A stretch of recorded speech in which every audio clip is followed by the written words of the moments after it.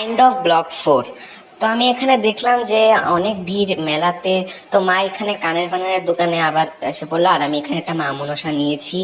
আর এখানে আমি again camera ঠিক করে ধরতে পারলাম না, যেটা আমার অভ্যাস। আমি এখানে লোকনাথ উৎসবে গিয়েছিলাম, লোকনাথ ঠাকুরের পুজো হয় এখানে সব সময়, অনেক বড় করে উৎসব হয়। তো আমি এখানে গিয়েছিলাম প্রত্যেক বছরই, আমাদের এদিকে সব থেকে বড় উম, মানে উৎসব এদিকেই হয়।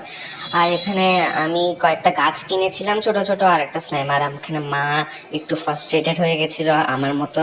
আর এখানে আমি তোমাদেরকে মার জিনিসগুলো দেখাচ্ছি।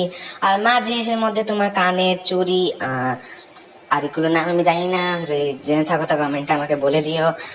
আর আমার আমার জিনিসের মধ্যে মা মনসা একটা স্লাইম, জানি না কেন আমি কিনেছি, তবে কিনেছি।